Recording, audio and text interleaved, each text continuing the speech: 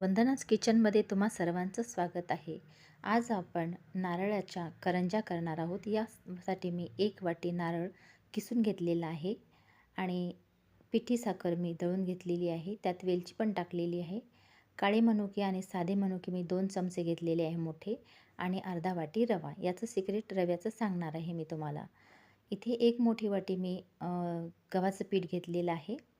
आता हे आपण गव्हाचं पीठ जे आहे हे आपण छान मळून घेऊया. याच्यामध्ये चवीनुसार मीठ टाकणार आहे मी आणि 2 चम्मच मी कोमट गोडं तेल टाकणार आहे. यामुळे काय होईल की आपल्या करंज्या ह्या वातड होणार नाहीत. चला तर कणिक मळून घेऊया. आता मी रवा आणि खोबरं छान खरपूस भाजून घेतलेलं आहे आणि यामध्ये मी आता मनुके टाकणार आहे. सोबतच त्यामध्ये मी पिठी साखरसुद्धा टाकणार आहे. यात मी वेलचीसुद्धा टाकलेली आहे पिठी साखरमध्ये. तर मी साखर थोडी कमीच घेणार आहे. आता रवा आपण यासाठी घेतलेला आहे की जे आपली पिठी साखर आहे तिला पाणी सुटणार आहे तळल्यानंतर आणि रवा ते शोषून घेणार आहे. म्हणून याच्यात मी थोडासा रवा टाकलेला आहे. मिश्रण तयार झालेलं आहे. आता आपण लाट्या लाटून करंज्या करूया. तर मी इथे हाताने मुरड घालणार आहे. यासाठी आपल्याला साच्याची गरज नाही आहे.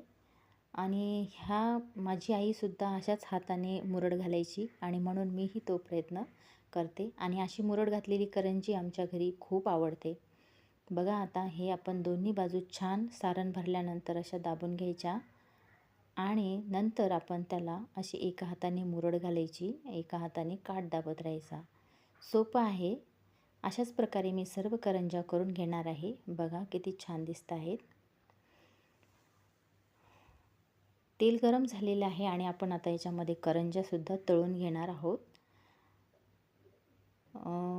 तेल जास्त उकळायला येऊ द्यायचं नाही आणि गॅस जास्त जोरात पण नाही ठेवायचा.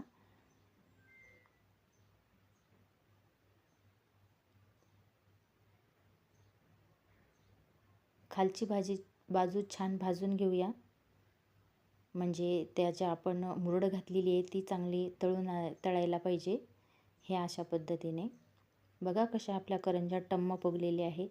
छान रेसिपी आहे आणि ह्या करंज्या खूप सुंदर लागतात. नक्की करून बघा. चॅनल नवीन आहे, चॅनलला सबस्क्राईब करा. अशाच नवीन नवीन रेसिपी मी तुमच्यासाठी घेऊन येणार आहे. तर सर्वांना हॅपी रक्षाबंधन आणि नारळी पौर्णिमेच्या नारळी करंज्या मी केलेल्या आहेत.